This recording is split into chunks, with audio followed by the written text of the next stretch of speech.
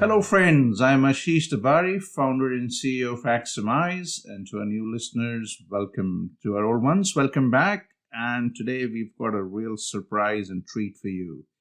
I'm going to be talking today to a world class security expert, Rajat Sarup, who until yesterday was Director of Information Security at BlackRock. Hi, Rajat. How are you? Very well, Ashish. How are you doing? Good, man. Thank you for coming. And I know it's been quite a busy period for you, and you were just moving out from BlackRock, and I'm thinking you're joining somewhere exciting. Great stuff. Thank you for agreeing to come to our podcast today. Hey, Rajat. Thank you so much for inviting. So, pleasure. So, man, before we start, I would like to just explore a little bit about your journey. Where were you born? How did you get into science and engineering? Sure. So I grew up in different parts of India. So Indore, Jabalpur, and then eventually ended up spending most of my time in Mumbai, where I was there for majority of my life before I emigrated to the United States. My journey into science and engineering kind of I guess I did not have a choice. So because all my uncles, all my cousins, everyone was in engineering. I guess if you're not an engineer, it didn't matter what you were doing. So Yeah, so I I know got into those times. engineering. Yeah. No, this is great. So basically, you're a security expert, right? So security is quite a complex topic, and we're going to get into that. But how did you get into computer security? I mean, you're saying you were born in India, you studied in Mumbai. I mean, computer security wasn't really very hot at the time, and not even this hot today. I mean, it's getting hotter, but not as common as AI and machine learning is. So, how did Right. you get attracted to computer security? I guess it comes naturally to some people. Maybe it did. So I'll tell you how I got started. So I didn't even know it was called security. When kids play games in school, they actually don't know. Oh, okay. And in India, it was extremely difficult to get a hold of computer games. And what I realized is I got a hand-me-down computer from my brother. It was a 486 DX2. At that time, it was probably worth my father's 50% of my father's annual salary, perhaps. And I got that, and then I really got interested into games. So, but getting games in India was a very difficult thing to do. So, what ended up happening is you would get these, software that was burnt on a CD, you don't even know the source of, and 95% of the time it would not actually work. So then you would have to reverse engineer, patch some bits and bytes here and there. And at that time, I didn't even know it was called computer security or reverse engineering. It was just for me, it was a way for me to play games. So I wanted to play games. This is what I did. I patched the executables to make the games run. I would play the games, distribute the patch to my friends, we'll go from there. It didn't even matter whether it was called security, it was called reverse engineering. Right. We just wanted to play games. We were playing games. Fascinating, man. This is really interesting. This is really interesting, and a cool way to get into something. Really, is just by doing and knowing what it is about. So, hey, cybersecurity, as I said, is quite a big area, and we hear about cybersecurity in different forms. Usually we hear about them when a malware infects millions of PCs or a car gets hacked. Yeah. Can you give us a high-level view of cybersecurity? I'm almost expecting like a compressed primer on the entire field, just so that we can cover a range of different aspects of it, and then we can see which ones we would like to go more deep into. Yeah, so this question is very difficult to answer, but I'll try my best. So you're basically asking me the history of the world in 10 minutes. Let's try to squeeze it into 5 minutes. But let's do this. So I can talk about very technical topics, but I don't want to because I think a lot of your listeners may not be super technical, who might as well not care about the technical aspects. So let me give a historical view instead. So history is important because it can tell you a lot about what future is going to be like, right? So let's give it a historical perspective, and then you can tell me if we are going somewhere, and you can keep me honest and keep me back Sure, sure. in the guardrails. Okay, so so cybersecurity, has been around for a while since the computers have been there. It used to be not obviously called cybersecurity back then. I don't think there were too many names also associated with this. So let's talk about 80s and 90s, right? When computers were just basically coming into the world. It was basically for teenagers to hack at that time. People were, kids were, school kids were basically breaking into networks of phone companies, etc. And they were doing things that were not really super important or having a much of an enterprise impact really. Then around 90s, there was an underground movement where all these kids who were individually doing things, they started getting into organization in the sense that, oh, let's share our knowledge, right? So that's when basically conferences like DEF CON, etc., came about. Magazine, e-zines, such as FRAC basically came about. Bulletin board systems came about at that point as well. So this is about 90s, right? And then in 2000 there was a seismic shift actually.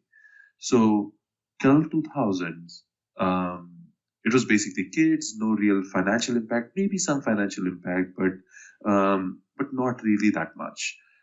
In 2000, what changed was organized crime in the world started getting really involved into hacking. I suppose the internet was becoming more mainstream, so more people started to have access to the internet. So I think that might have accelerated the concerns.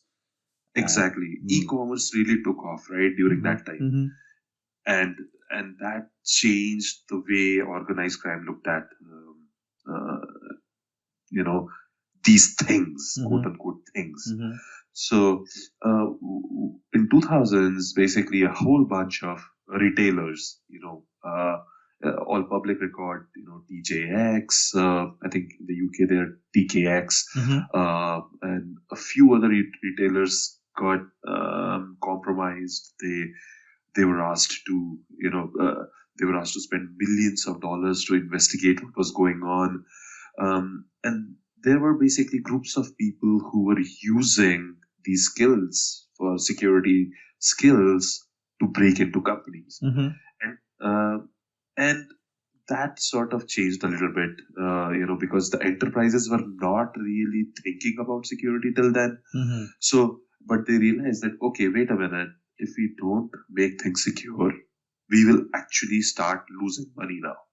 That was, in my humble opinion, that was a real change that happened around 2000, late 2000s actually. So I was going to say, do you think companies today take security seriously? Because we still keep hearing of quite a few big names, who store passwords in an unencrypted format or something like that. I mean, even 20 years later.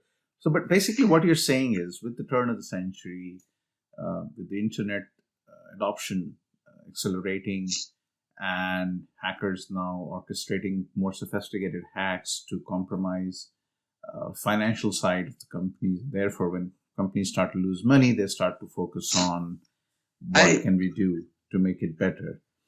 I don't think that things were super sophisticated even in late 2000s actually. Right, yeah. So it was basically, the hackers were slightly ahead of the game than other people. So what you were saying is the attacks were not sophisticated, but the organizations were so lame or caught sleeping, ill-prepared, whatever you want to say. But basically what you're saying is a bunch of teenagers, high school kids, were smarter than these big corporations, and there are tons of engineers that they hired because the collective of them couldn't think about things that a 16-year-old or a 13-year-old would think of.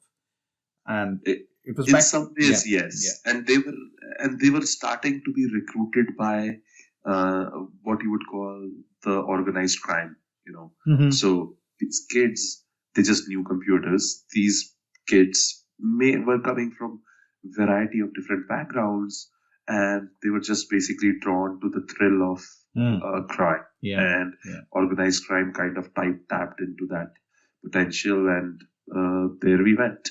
So, Rajat, okay, one quick question here. So, were these hacks happening because there were bad policies not implemented in these corporations, or were they happening because of bad software that was lending itself vulnerable to attacks?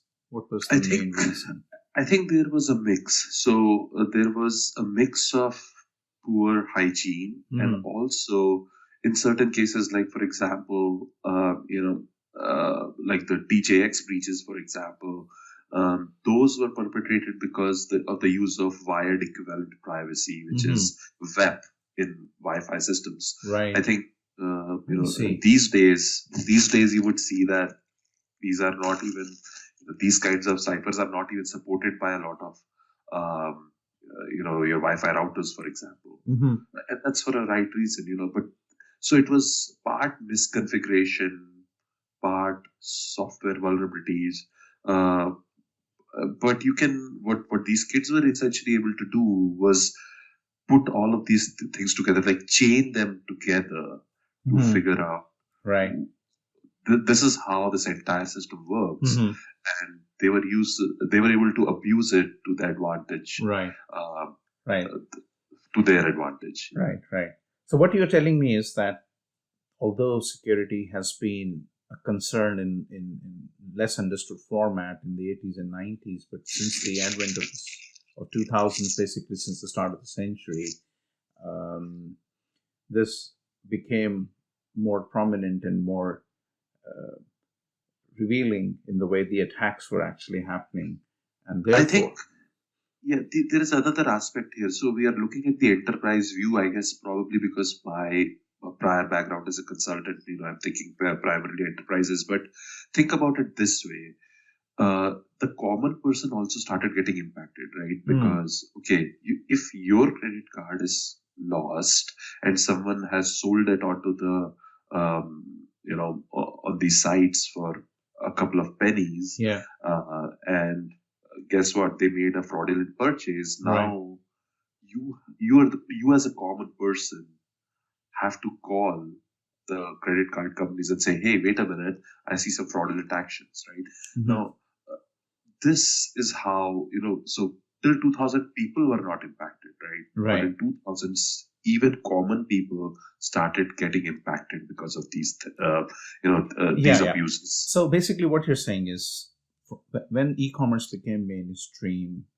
more people were doing commercial transactions, a combination of bad hygiene policies not implemented in corporations, some poor software choices, or uh, Ethernet protocols like WEP. A combination basically made these things a lot more easier to orchestrate. Is that right? Right. Okay, so tell me, this is basically the commercial side of it, but these attacks have been becoming more and more sophisticated. Like WannaCry happened a few years ago. This was a big issue and affected millions of PCs around the world. Is this really a PC problem, or people having Macs and Linux boxes and mobile phone operating systems are also vulnerable? So today the world has changed, right? Today every person in this world has a computer in their watch, in their phone, in their car, in their Mm-hmm. Mm-hmm. MacBooks, Windows PCs, or maybe Linux servers or Linux, desktops even. So people do have a presence of all of these things, right, in Mm-hmm. their hands now, and essentially everything runs on software, right? So Mm-hmm. obviously, there is hardware, and then on top of hardware you have software, Mm-hmm. and software is the one that gives people the experience that they Right. tend to have using software, and okay, you're using your iPhone, for example, right? So if you're using your iPhone, the hardware has some capabilities, and the software is providing the user experience, and it is utilizing and squeezing every ounce of energy that your processor is able to process. Right. So the software bit is sort of, you cannot detach it from the world, right? So the software bit is super important because that's what gives people the interface to interact. So what you're saying is that wherever there is software, it's vulnerable. Never mind if it's a PC or a Mac, exactly, or an Android, or maybe your diabetes injection pumps, for example, right? Or maybe I see. Or maybe your nuclear submarine. Yes. Anything that is using a computer is relying on software, and software has vulnerabilities. So it is. So the way it is very interesting to look at it, instead of saying, "Oh, what is vulnerable? Is my PC safe, or is my?" But more, if you just take a step back and look at a world in a more from outside the box, it is all software in the end. Okay. And software so it's has interesting. bugs. So it's very interesting you say software, because I mean, I agree. It is certainly the interface for anyone to be able to operate the underlying hardware. But surely security isn't a software only issue. So I'll come to that in a second. But tell me one more thing. Do you really believe that actually a lot of the cybersecurity concerns are becoming more relevant because state actors are getting involved, and you're getting state actor-oriented attacks more and more? Is that right? So I was going through this the world of cybersecurity, right? So and we reached in the 2000s, right? So there's something different happened in 2010, right? So after the 2010s, what started happening is there was a very interesting attack on Iran's nuclear facilities, and according to Wall Street Journal and New York Times and all reported media, really, this was perpetrated by the United States government and the Israeli government working together, right? Okay. So so if you don't know anything about Stuxnet, I'm not going to give you the deep down of it, but at a higher level, basically what happened is the US government sent some malware to the Iranian scientists. The Iranian scientists were impacted by this malware, which changed the way the nuclear centrifuge machines in the Natanz facility worked. So I see. Yeah, I've heard of that one. Yeah. This is about the time when there was a lot of tension between the US and Iran related to nuclear enrichment. Sure. And suddenly, basically, what happened is Stuxnet came about. It purportedly changed the way of these facilities worked, and thereby, what US was able to do was they were able to coerce Iran into doing things like getting into like treaties and things like that. So it was the first time that some kind of a cyber attack was used to do some political or a geopolitical arm twisting. But I mean, this Stuxnet is more well known and much better documented. But with all of these elections getting rigged and so on, I mean, I think this is getting far wider reach than people originally imagined. I mean, with you guys, the US elections are not very far away in a few months' time. This has got to be now a combination of not just being a software issue or a hardware issue, but perhaps more of a social and a heavily state-sponsored backing, right? Security is taking a different dimension, isn't it? It's not just bad software and poor hygiene and bad hardware, but indeed, I think at some level, what has happened is that software has gotten into people's hands and thereby in people's lives. So, for example, today people eat with the help of Uber Eats. People communicate with people using Facebook. So software is a part of. I mean, today we are we're using technology to talk to each other, right? So software and technologies have gotten so intertwined with our lives that there is, if this technology is what people are relying upon to communicate thoughts, and this technology can be abused by organizations that want to control your behaviors and thoughts, then coercion is possible. Election security, I think you mentioned, this has been, this was long thought of being, oh, wait a minute. There is a reason why people are still relying on paper-based ballots, right? This is a real issue.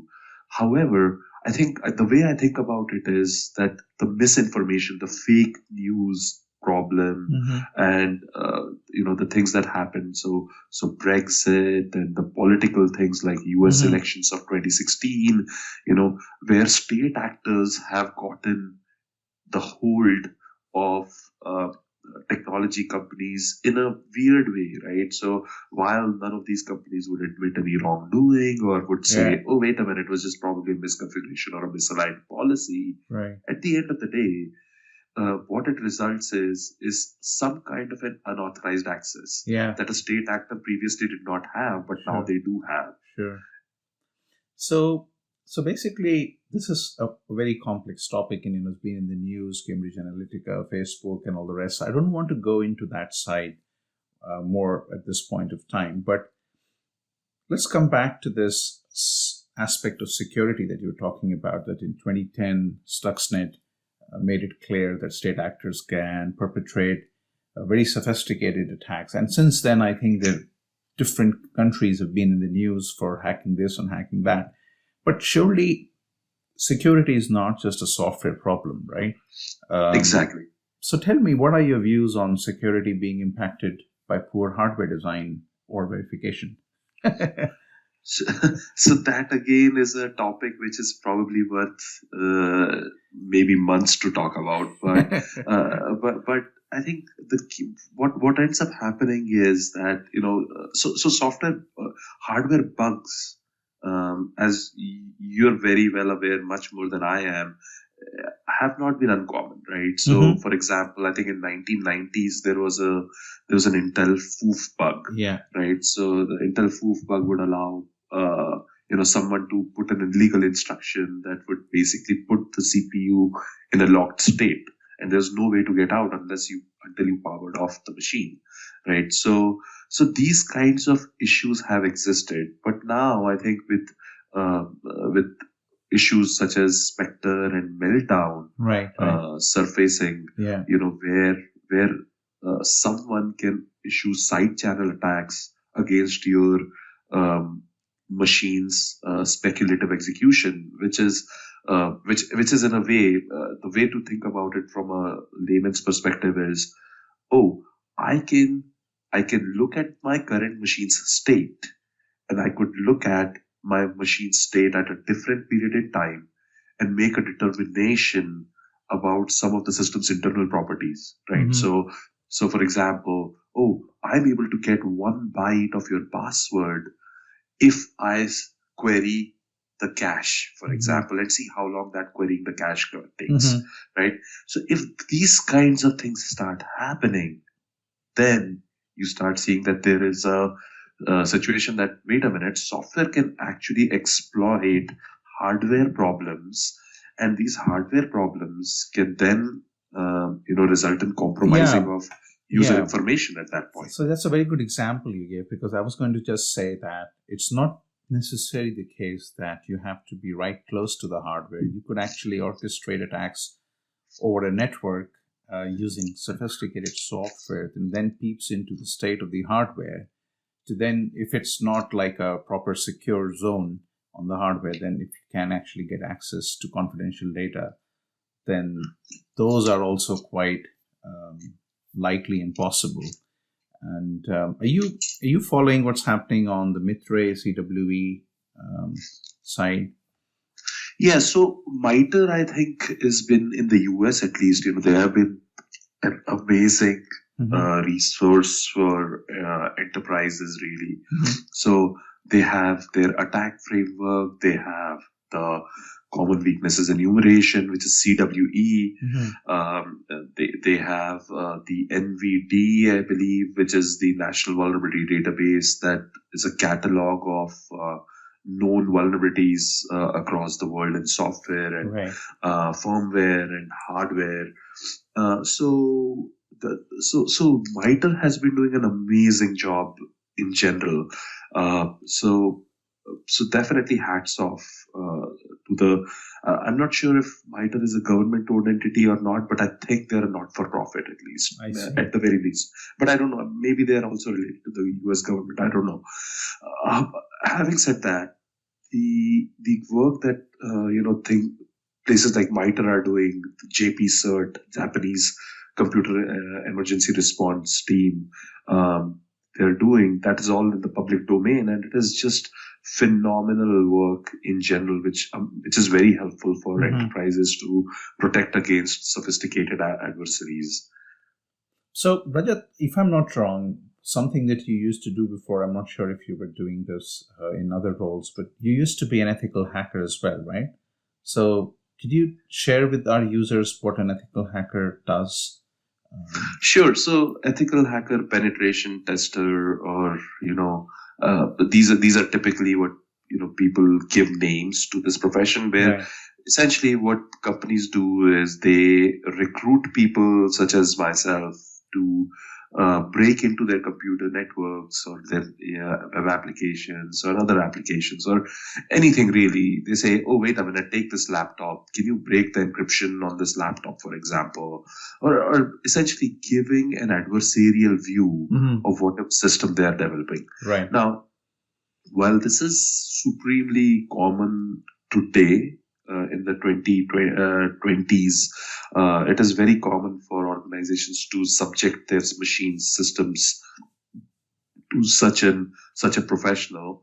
In the hardware world, there is a different, while hardware security is important, but I'm not entirely sure how much the adversarial view actually comes into. It's a different the hardware design. Yeah. No, that's a good point. So basically, you're saying for software, if somebody wants to analyze the vulnerability, then ethical hacking, penetration testing is the way to go.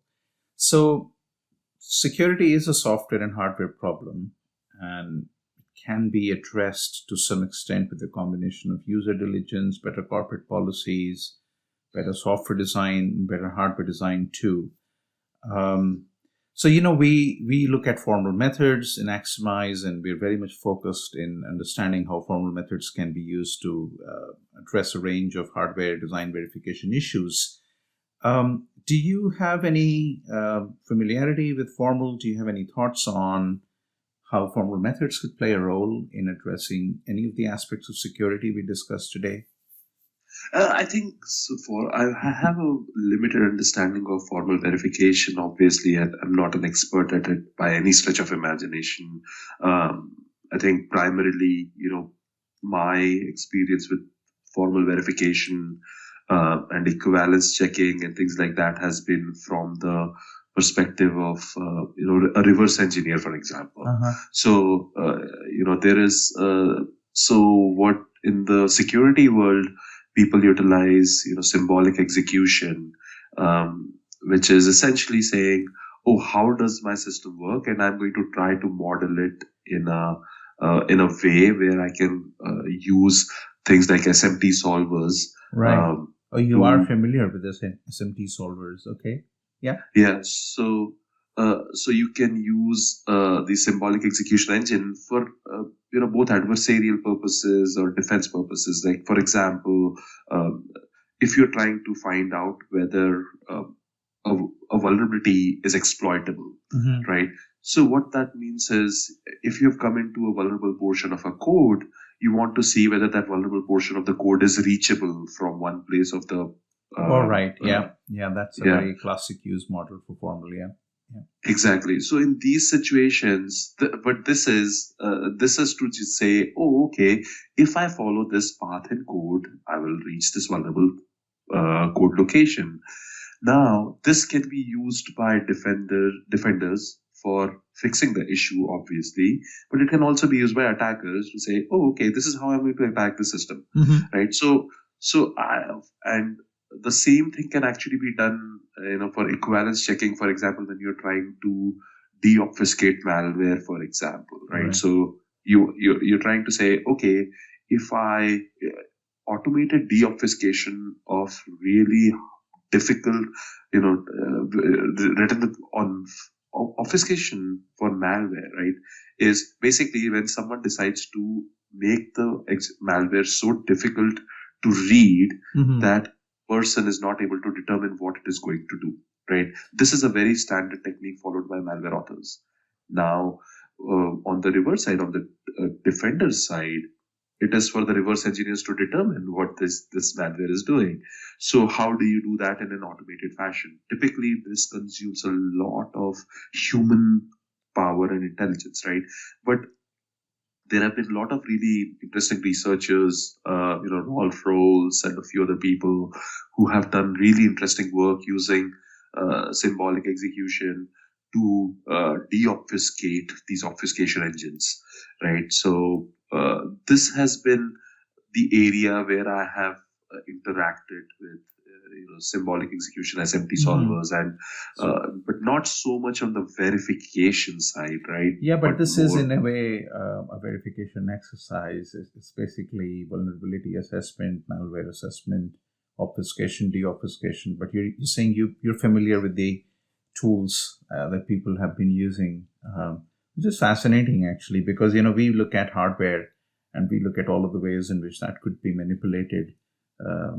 Sometimes accidents happen because not necessarily by intent, but bad choices, etc.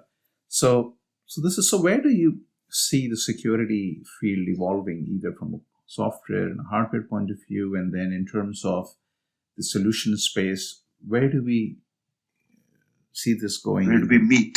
Yeah, and where are we going with this? Are we going to actually see a better design standard, verification standard across the industry for software and hardware? How much do we actually even know in the big scheme of things that we can say it's looking good, we can solve this, get it in hand in the next 5 to 10 years? So I'm not going to sit here and say it's all doom and gloom, because the things have actually improved, right? So, for example, today, every person in their hands has usable security, which does not cost them a lot. For example, you have facial recognition, which is used for authentication to your phones, for example, or touch IDs, which are using fingerprints, things like that. So this is available to people, and it has made things easier for people. You have password managers and things like that, which can help people remember, not reuse passwords. And they are complicated enough that if a website loses your password, you don't really care about it too much as well. Having said that, this is really it's a software, it's a bugs issue, right? And the question really that should be asked is, do we expect bugs to be basically eliminated ever in our lifetimes? I don't think we expect bugs to be eliminated ever in our lifetimes. If we don't expect bugs to be eliminated in our lifetimes, I don't believe security issues will go away as well. So, but having said that, it is possible that bugs will reduce in proliferation, that there will be less bugs. That is possible. And that could mean that things would actually get better. And things are getting better.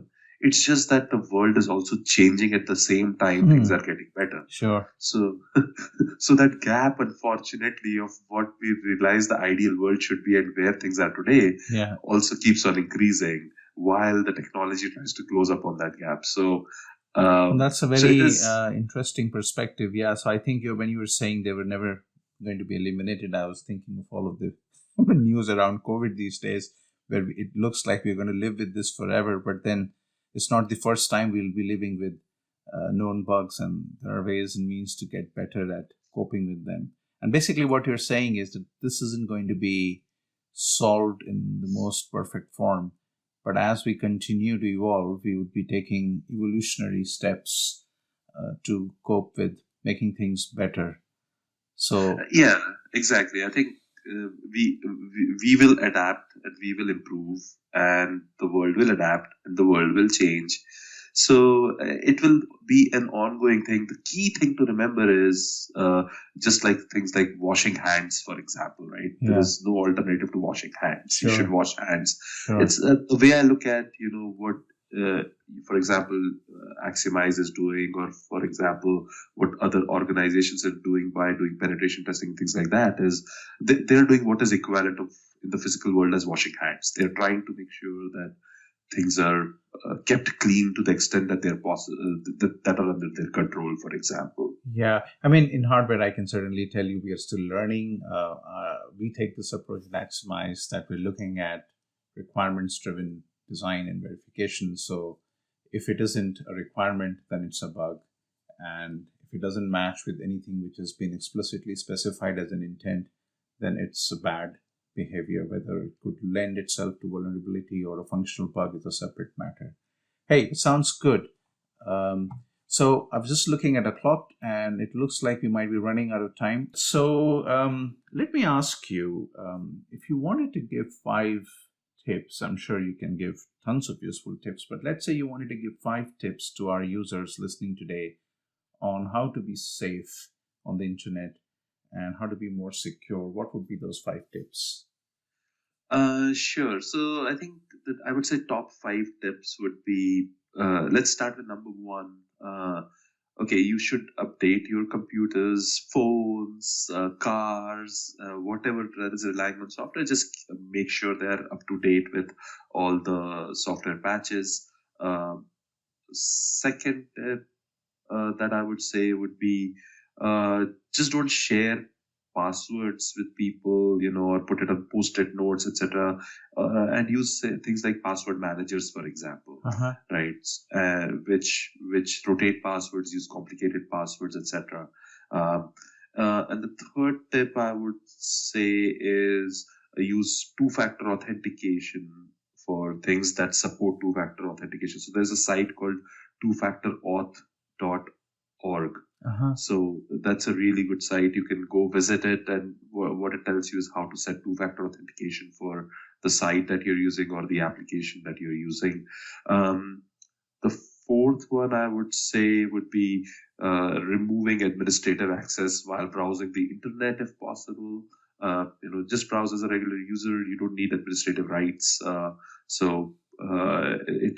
really reduces your attack surface. And when I'm talking about attack surface, the last and the most important one I would say is, if you don't use it, remove it. So if you're not using some software, uninstall it. If you're not using a machine, don't leave it on. This is the same exact advice for enterprises and for home users. Interesting. If you have it on your network, if you have it on your machines, you have to keep updating it, keep patching it. So if you're not using it, just get the complexity out of your world and remove it. This last one is very interesting because you say the same in hardware. If there is redundant code in the design, it will be exploited. What you're saying is, if there is redundancy in your house of machines and software or in the corporate environments, that would be vulnerable. This is great. So, hey, thanks very much for coming by. I'm sure we have to get you back here again, and we need to go more deep dive into some of the issues around vulnerability assessment and threat modeling. But I wanted to take this opportunity to set the scene for an introductory session on this topic. We've been meaning to do this for quite some time. And are you able to tell us where you are heading after BlackRock, or is it top secret? So I'm heading for it's not super top secret. I'm going to be working for a cloud services provider starting tomorrow. So, oh, nice. Okay. Okay, great. Well, I wish you very well for your future. Thank you so much, and thank you so much for inviting me here. It's a pleasure. Thank you, Rajat. All right. Bye-bye. Bye. So, friends, I hope you liked this chat today. Do let us know at info@aximize.com, or subscribe to our YouTube channel. Do let us know if you liked it, and let us know what else would you like us to talk about. Thank you very much, and stay safe.